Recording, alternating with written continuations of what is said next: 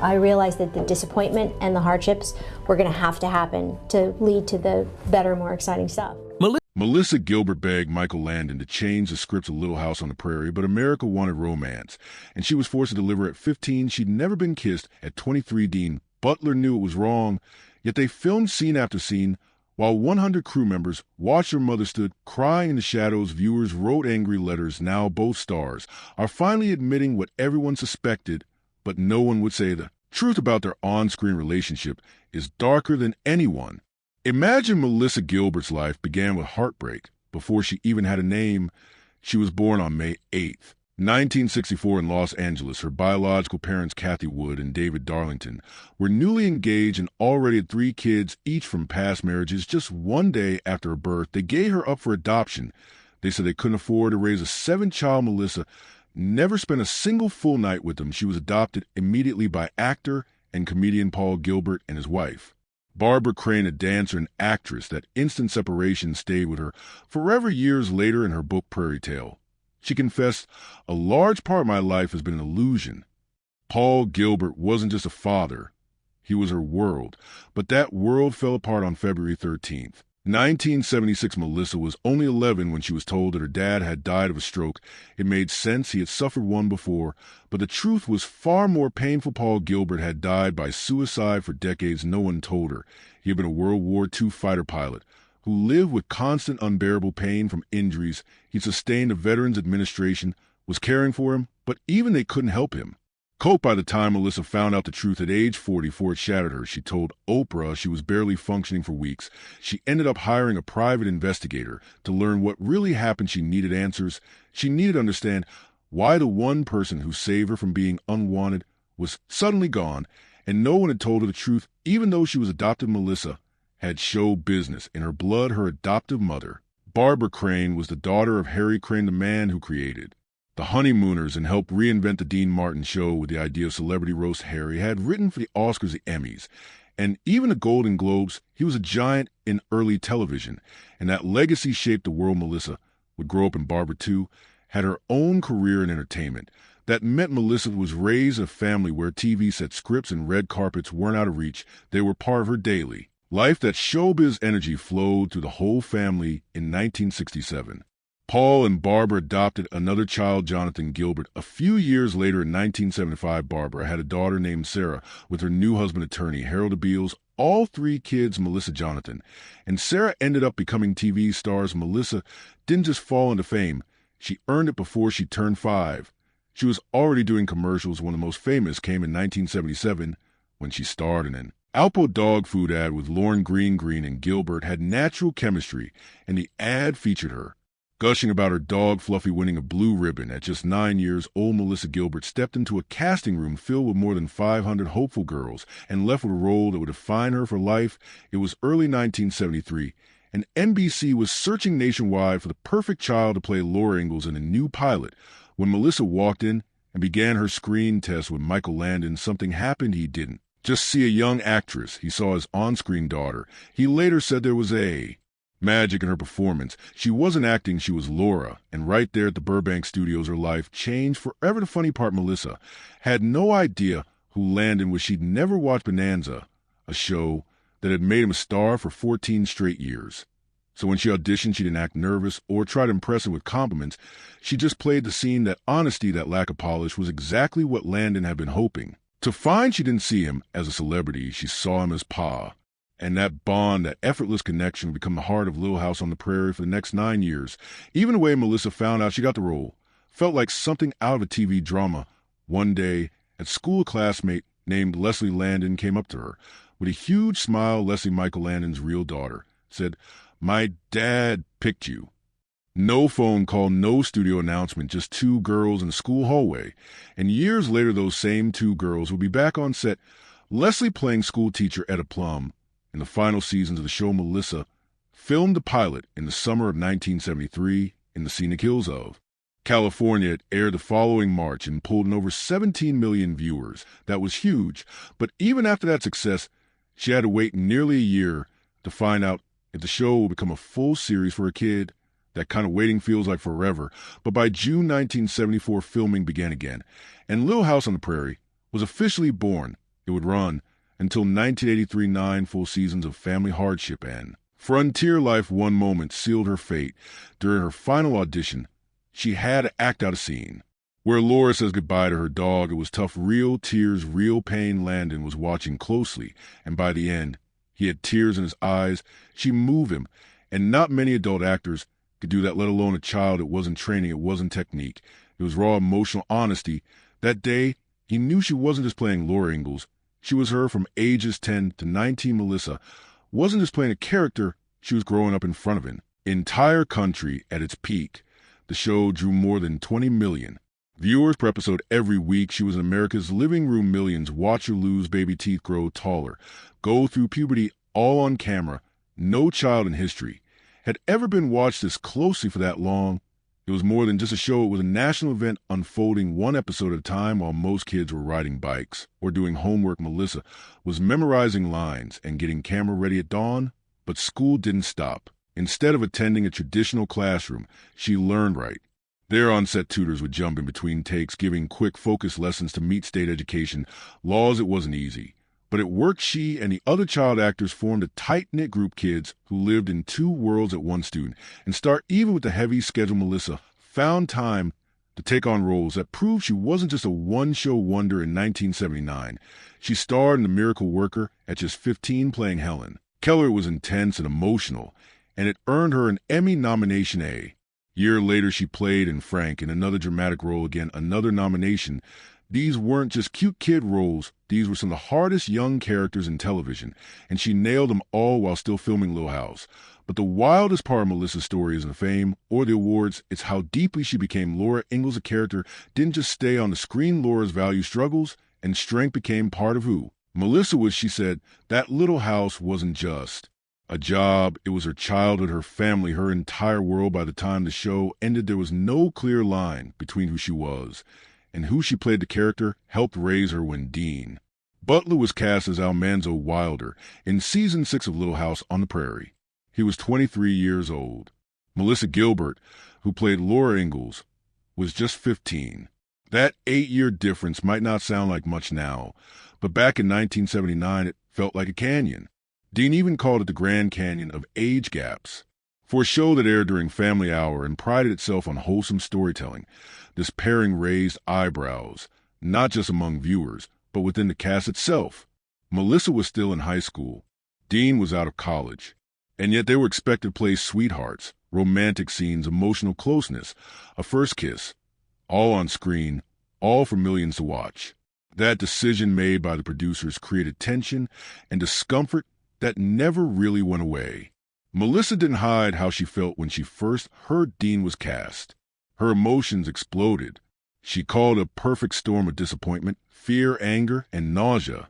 She had imagined acting opposite someone close to her age, someone who understood what it meant to be a teenager. Instead, they brought in a man with stubble, a man she'd be expected to kiss. But that wasn't just acting, it became real. In the episode titled Sweet 16, Laura gets her first kiss.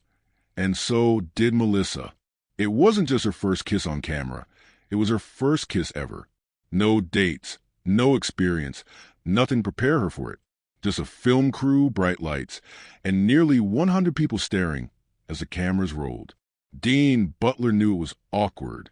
He later admitted he was nervous, really nervous. She was just a little girl, he said. It was hard. He knew that in today's Hollywood, this kind of casting would never fly. It would be rejected instantly. But back then it happened, and it became one of the most talked about moments in the show's history. What made it even harder was what happened off screen. Melissa's mother, Barbara Beals, stood behind the cameras watching as her daughter leaned in for that kiss. Barbara broke down crying. This wasn't a proud moment. It was a painful one. Her little girl was growing up, not in private, but in front of the world, on a set with a grown man for ratings. Dean remembered it clearly.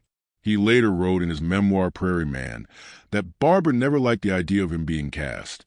And when the kiss happened, her disapproval turned to heartbreak. She couldn't bear seeing me kiss her daughter, he said. Melissa, meanwhile, was trying everything to avoid it. She begged Michael Landon, the show's creator, to change scenes. Can't it just be a hug? She'd ask, desperate to stay within her comfort zone. But the scripts kept coming, kiss after kiss, scene after scene, and every time she had to play the part, even when she felt sick, even when she had never felt love in real life, even when she was terrified, and viewers noticed. Some loved the romance. Others were horrified. One mother wrote to a newspaper demanding that the casting director be burned at the stake for pairing a teenage girl with a grown man. Dean Butler got letters too. Some fans said watching those scenes made them feel uneasy, and they weren't wrong. A 1979 article predicted it would be the most difficult role of the season, not because of the lines, but because of the reality. Dean Butler may have the trickiest role of the 1979 to 80 TV season. It read, he has to convince viewers that it's okay for a grown man to fall in love with a pubescent girl. Despite the backlash, the episode was a massive hit. Sweet 16 topped the Nielsen ratings and was aired twice in prime time that summer. It became iconic. Years later, TV Land would even give them an award for the most memorable kiss in television history. But what was the cost? A 15-year-old girl forced into adult emotions. A mother left crying in the shadows. An actor who felt deeply uncomfortable. And an industry that, at the time, put ratings above everything else. Dean later said, "You just couldn't do it today." He's right. Times have changed. Standards have changed. And thankfully, so has the way Hollywood treats young actors. But for Melissa Gilbert, that change came too late. Her childhood was shaped by a script she didn't write. Melissa Gilbert's life looked picture perfect on TV. But behind the scenes, everything was falling apart. While millions watched her grow up as Laura on Little House on the Prairie, Melissa was quietly slipping into addiction. It started in her teenage years and got worse, fast. By the time she was an adult, she was drinking 2 full bottles of wine every night. That wasn't just casual drinking. It was survival, and it nearly killed her. One night, while she had a dinner guest over, she blacked out and passed out in her dog's bed. That was the moment she finally realized she couldn't keep living like this. But alcohol wasn't her only escape. She was also using cocaine. Fame had made her lonely, and the constant pressure being a child star never let up. The drugs numbed it all for a while, but the damage showed up in every corner of her life. Her relationships suffered. Her parenting suffered. Eventually, her own son, in a heartbreaking moment, begged her to stop drinking. That plea hit her harder than anything else ever had. It was the wake-up call she couldn't ignore. She joined Alcoholics Anonymous the next day. The 12-step program became her lifeline. Sitting in those meetings, hearing others share their darkest stories, she finally felt less alone. She opened up in her 2009 memoir Prairie Tale, telling the truth about her addictions, failed relationships, and emotional wreckage left behind by a childhood spent under the spotlight. But the trauma didn't stop there. In the early 1990s, Melissa auditioned for a role in Oliver Stone's film The Doors. What happened next haunted her for years. According to Gilbert, Stone wanted revenge. She had once made negative comments about him publicly. And now, during the audition, he set her up. He handed her a scene he claimed he had just written for her. It wasn't a real scene. It was a trap. The lines were graphic. She had to get on her hands and knees and repeat the words, "Do me, baby." She felt humiliated. As tears filled her eyes, Stone looked at her coldly and said, "Good. That will make it better." The casting director had mysteriously stepped out, leaving her alone with Stone and another actor. She ran out in tears. To this day, she believed the whole thing was a calculated punishment. Stone later denied it, but Gilbert never backed down. Then came her marriage to Bo Brinkman.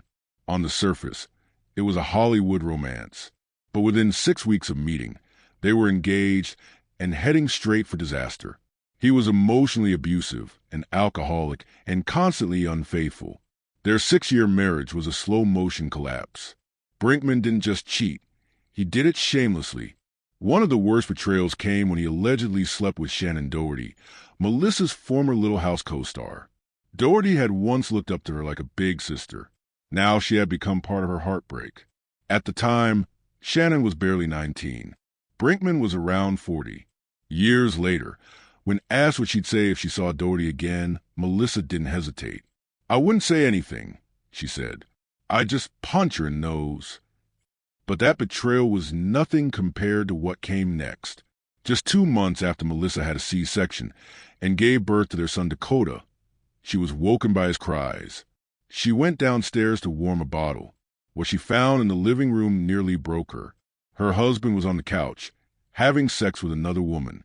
The TV cast a dim light over the scene. For a second, she thought it had to be a dream, but it wasn't. When she stood there in shock, he looked at her and said, "What are you looking at?" No guilt, no apology, just arrogance. She didn't scream. She didn't cry.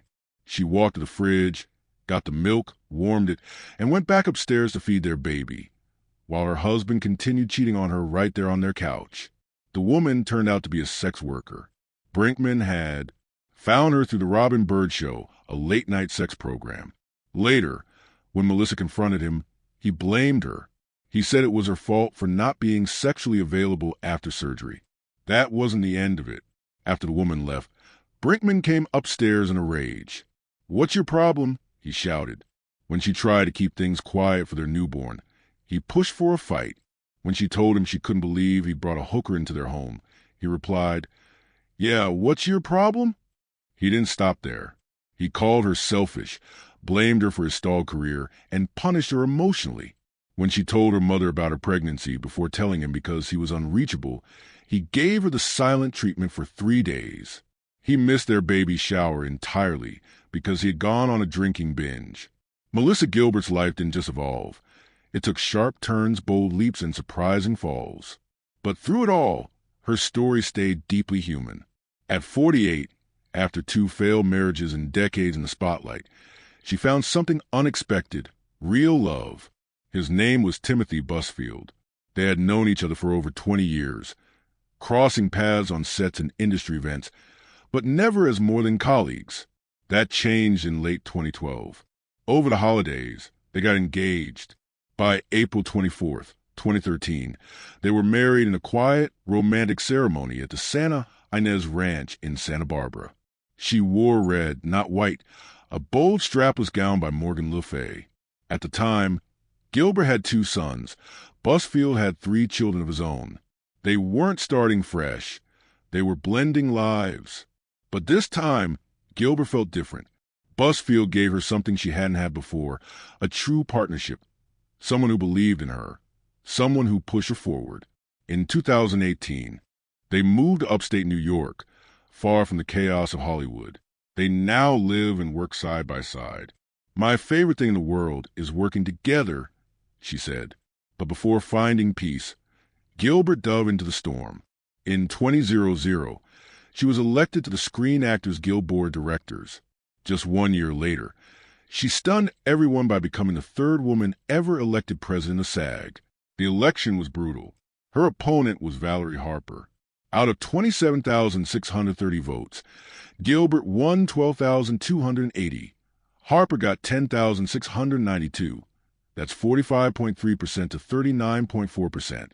Hollywood insiders were shocked. The union had been divided under previous President William Daniels, whose leadership led to the longest strike in Hollywood history, 6 months against advertisers in 2000. Gilbert promised to fix the chaos, and she did. In March 20th, 2002, she won again. This time, she got 21,351 votes out of 37,742, over 50%. Ballot returns hit a record high of 41.4%. During her presidency, from 2001 to 2005, she met with governors, mayors, and senators. She pushed hard for performers' rights. In December 20th, 2001, she became vice president of the AFL-CIO. Suddenly, the woman who once played Laura Ingalls was one of the most powerful labor leaders in America. Then, just when people thought they had her figured out, she shocked them again. On August 10, 2015, at age 51, Gilbert announced she was running for Congress. Not in California, not in New York, but in Michigan's 8th District, a Republican stronghold. She had only moved there 2 years earlier. The backlash was instant. Her opponent's team called her a tax cheat. They revealed she owed $360,000 in federal taxes and $112,000 to the state of California. That's nearly $500,000 in unpaid taxes. She admitted it, blamed a mix of career stalls, recession fallout, and divorce. She was on a payment plan. The campaign went on until May 24th, 2016. That's when she suddenly withdrew, not because of politics, but because of pain. In 2012, while competing on Dancing with the Stars, she had suffered concussion and whiplash from a fall. Later, a balcony collapsed at her Studio City home. The injuries never fully healed. Doctors told her she needed surgery for 2 herniated discs. Her right hand had gone numb, her arm shot with pain, her neck throbbed. With no other Democrat on the ballot, her exit handed the win to her Republican opponent. The race was over, but her fight wasn't. Even after stepping away from Congress, Gilbert kept pushing for change. In 2002, she joined a White House event hosted by First Lady Laura Bush promoting literacy across America. Behind the scenes, she also met with White House staff about runaway production and copyright issues, huge problems for American film workers. She chaired key SAG committees on affirmative action and young performers' rights. She stood for diversity. She stood for child actors. And when politics got heated, she took a side. During her 2016 campaign, she loudly supported Planned Parenthood. She tweeted with hashtag #IStandWithPP. She joined Walk for Choice events. It wasn't just a political stand. She and her brother had both been adopted. Her pro-choice stance wasn't just a slogan, it was personal. In 2014, even before running, she campaigned for Michigan gubernatorial candidate Mark Schauer. Her loyalty to Democratic causes ran deep. But her most lasting public moment came much earlier, when she was just 21 years old. In 1985, Melissa Gilbert became the youngest person ever to receive a star on the Hollywood Walk of Fame. It's at 6429 Hollywood Boulevard, a permanent reminder that this wasn't just a child star. She had already produced the Emmy-winning The Miracle Worker in 1979. She'd done over 30 commercials by age 2, Crest, McDonald's, GAF Toys, with Henry Fonda no less. And in 1987, just 2 years after receiving her star, she made her off-Broadway debut in A Shayna Maidel. She won the Outer Critics Circle Award for Best Debuting Actress. Melissa Gilbert was 50 years old in January 20th, 15 when she made a bold decision. She had her breast implants removed. It wasn't just a health choice. It was a personal rebellion. For years, Hollywood had told her how she should look. The implants came after divorce, when she started dating again. The surgery had gone well, and everything seemed fine at first. But over time, she grew uncomfortable. She said it plainly. She didn't like how they looked or felt. She even joked about how taking a Zumba class might give her 2 black eyes. But the real reason ran deeper. She was thinking about the future. What if she was 80 years old and needed a hip replacement, but also had to replace breast implants? She realized they had a shelf life. So she said no. She removed them. And with that, she took back control of her body. But the road to that decision wasn't easy. In 2012, at 48, she joined Dancing with the Stars. And that's when the pressure to look young hit its peak. She admitted it was a height of Botox, fillers, spray tans, hair extensions, and breast implants. It wasn't really her. Looking back, she said she felt like a cartoon, literally comparing herself to Carrot Top. Botox gave her sharp, pointy eyebrows. She couldn't show emotion. Her face was frozen still. She kept chasing youth. She feared aging out of roles. She wanted to stay the young ingenue, even though she knew it was impossible. Then she saw a photo of herself from an event. It shook her. That moment, along with the quiet support her husband, Timothy Busfield, pushed her to change. He loved her as she was. No pressure, no expectations. That kind of support gave her space to breathe and to be real. Long before all this, Gilbert had opened up in her 2009 memoir, Prairie Tale. It was raw and honest. She wrote about addiction, trauma, and years of hiding behind fame. Alcohol had started out as a social crutch, but it turned into a coping tool. Then came cocaine. Her childhood stardom, constant attention, and deep loneliness all collided. She spiraled. The stories were tough to read. Nights she couldn't remember, broken relationships, and pain she tried to numb. But her children gave her the ultimate wake-up call. They asked her to stop drinking. That broke through. She turned to 12-step programs. She went to therapy. And slowly, she built herself back up. Her book wasn't just a confession. It became a symbol of survival. She laid it all bare, and in doing so, she helped others feel less alone. Later that same year, she returned to her roots in a powerful way. She played mine Little House on the Prairie, the musical. It opened in Minneapolis on August 20th, '08, and smashed box office records. Tickets sold like never before. Every seat was filled. Then came a 28-city tour across the U.S. and Canada that lasted 34 weeks. Gilbert wasn't just acting. She was also the tour's national spokesperson. But the tour did more than entertain. It gave back, partnering with Habitat for Humanity. The cast helped build homes in each city they visited. They also worked with the Seeing Eye, a group that trains guide dogs. Gilbert's return to Little House wasn't about nostalgia. It was about rediscovery. The simple values of the show, family, honesty, strength, mirrored the journey she was on. That same sense of resilience showed up on Dancing with the Stars. She may have finished fifth, but her run was unforgettable. Her partner, Maxim Charovsky, was fiery and intense.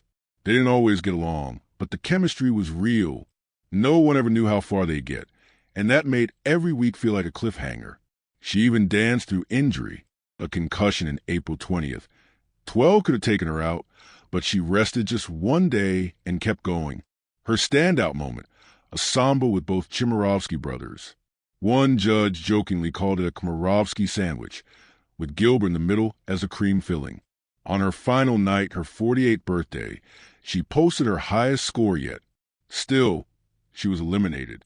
But instead of disappointment, she felt pride. She said, "I'm amazed I made it this far." And she meant it. Then came 2024. It marked 50 years since Little House on the Prairie first aired. The reunion event was huge. Over 18,000 fans showed up. Melissa Gilbert and Dean Butler took the stage together, not as Laura and Almanzo, but as friends who had grown up in the public eye. They shared memories, behind-the-scenes stories, and spoke about how the show shaped them.